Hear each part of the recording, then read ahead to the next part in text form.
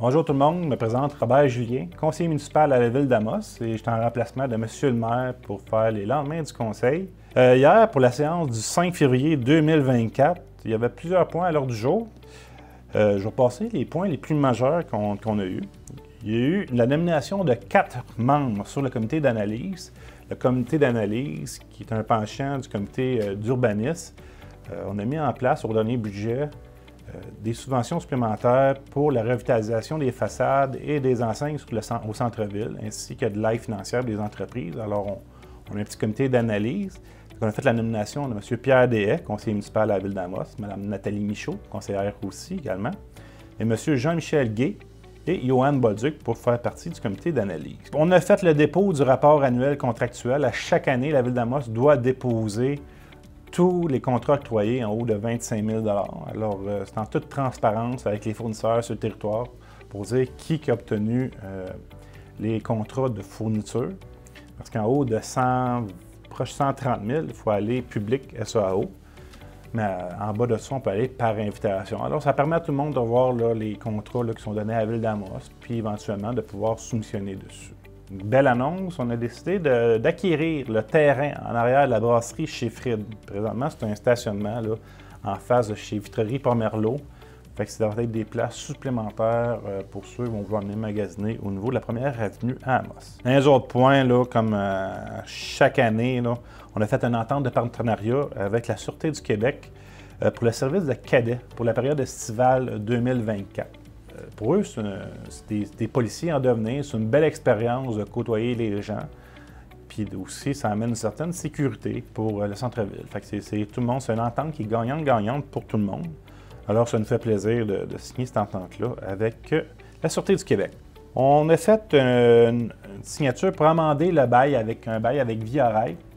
Vous savez, là, dans le stationnement là, après Saint-Hubert, puis proche des locaux ici, présentement, là, il y a l'accueil, la station là, 55 pour les personnes âgées qui sont là. Il y a plusieurs organismes qui sont là. Alors, Via Rail voulait vendre le bâtiment à la ville d'Amos. On a décidé de l'acquérir. Par contre, la finalité de la paperasse n'est pas encore terminée. Alors, le bail qui se terminait au mois de janvier, bien, on l'a extensionné jusqu'au mois de juillet là, pour donner le temps là, de ratifier tous les papiers nécessaires là, pour l'acte de vente. Après ça, bien, on a engagé des journalistes spécialisés, M. Jonathan Fauché et M. Alex Paquette au niveau des travaux publics, suite à des départs. Ici, on a engagé Mme Audrey-Anne Lessard pour agente d'information touristique pour préparer la saison estivale. On a fait une résolution aussi de concordance. On avait des règlements d'emprunt qui venaient à échéance pour 5,1 millions de $. Alors, c'est des émissions d'obligations pour refinancer les termes pour 5 ans. Aussi, on a autorisé une entente de servitude avec Hydro-Québec dans le nouveau projet de développement dans Amos-Est. On a créé 58 nouveaux lots pour du résidentiel. Maintenant, il faut les brancher au service d'hydroélectricité. Alors, on a fait une entente de servitude avec Hydro-Québec pour qu'ils puissent mettre les poteaux puis emmener le service électrique dans le secteur, ainsi que Télébec là, pour la télécom. Une bonne nouvelle, on a reçu un montant supplémentaire de 43 169 $ du ministre des Transports et de la Mobilité durable pour supporter le transport adapté sur le territoire. Vous savez, c'est un organisme qui s'occupe du transport adapté. C'est pas facile avec l'explosion des coûts de boucler le budget. La ville d'Amos les supporte chaque année financièrement. Mais là, c'est un petit coup de pouce supplémentaire qu'on a reçu du ministre. Alors, c'est une bonne nouvelle. Par la suite, on avait plusieurs dons et subventions à plusieurs organismes.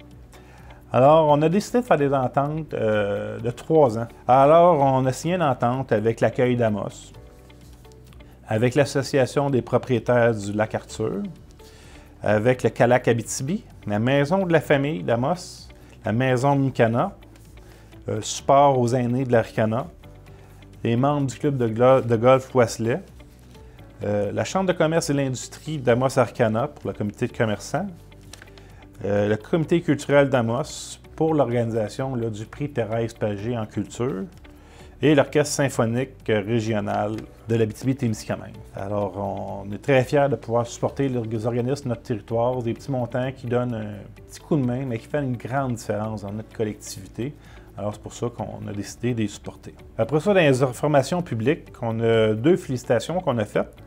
On a fait des félicitations aux organisateurs de la 39e finale régionale des Jeux du Québec centralisés en Abitibi-Témiscamingue, qui ont lieu le 20 janvier, la fin de semaine du 20 janvier au Mont-Vidéo pour le ski, et le 26, 27, 28 janvier ici à Amos. En termes d'athlètes et accompagnateurs, c'est plus de 1000 participants qui sont venus ici en ville. Alors, c'est une grosse organisation, beaucoup de mobilisation. Alors, on tenait à féliciter le comité organisateur ainsi que le président François Seals pour l'organisation. Après ça, on a fait des félicitations à M. Patrick Bernier, qu'on a entendu parler, pour sa grande traversée de l'Antarctique en 58 jours sans ravitaillement. C'est un exploit. C'est le deuxième à le faire dans le monde.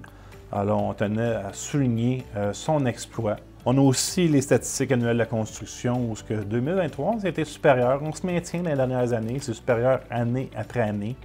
Des fois, c'est le résidentiel qui est plus élevé, commercial, mais globalement, on est encore plus élevé. Le défi pour 2024-2025 qu'on s'est donné au niveau de la ville d'Amos, c'est vraiment au niveau des logements. On veut augmenter le nombre d'unités de logements sur le territoire. On sait qu'il y a la pénurie de main-d'œuvre, c'est difficile. Les logements, il n'y en a pas beaucoup. On est en dessous du 1 % avec la dernière étude qui est sortie la semaine passée de la SCHL. Alors, l'objectif, dans les dernières années, on a fait des terrains, on a mis des terrains en place dans Mosses, en haut, la nouvelle coop du côté ouest, le Centurion qui est en train de se construire.